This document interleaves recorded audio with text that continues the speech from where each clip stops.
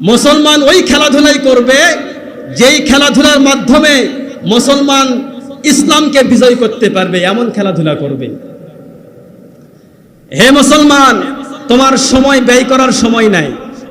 তুমি যে ঘন্টার পরে ঘন্টা ক্রিকেট খেলবা, ক্যারাম বোর্ড খেলবা, ঈদ বিনোদন উপলক্ষে ক্রিকেট খেলবা, এইরকম সময় ব্যয় করার মতো কোনো মুসলমানের সময় নাই।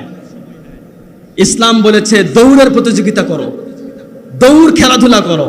বলে কেন? বলছে এমন একটা জামানা আসবে, এমন একটা সময় আসবে, যেই জামানায় যেই সময়ে বর্তমানে আধুনিক অস্ত্র যেগুলো ব্যবহার হচ্ছে যুদ্ধক্ষেত্রে, এমন একটা সময় আসবে যুদ্ধ করা লাগবে, এইটা ঠিক, কিন্তু একটা আধুনিক অস্ত্র আর কাজ করবে না, সবগুলো মাটির সাথে আল্লাহ তাআলা ধসিয়ে দিবে।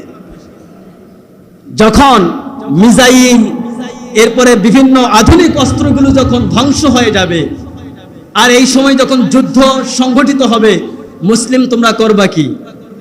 এই জন্যই রাসূল আকরাম সাল্লাল্লাহু আলাইহি ওয়াসাল্লাম বলেছেন, তোমরা দৌড়ের প্রতিযোগিতা করো, ঘোড় দৌড় করো। এই দৌড়ের প্রতিযোগিতার মাধ্যমে তোমাদের একটা যুদ্ধের ট্রেনিং হবে। তোমরা তীর ধনুক নিয়ে খেলাধুলা করো, এইটার মাধ্যমে তোমাদের একটা যুদ্ধের ট্রেনিং হবে। তোমরা এগুলো করো। ইসলাম এগুলোকে জায়েজ করেছে।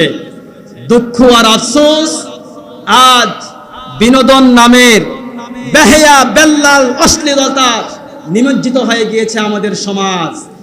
এই ঈদ উপলক্ষ করে বিনোদনের নামে যেই সমস্ত খেলাধুলা আমরা গুলো করছি, মুসলমানের কালচার এগুলো নয়।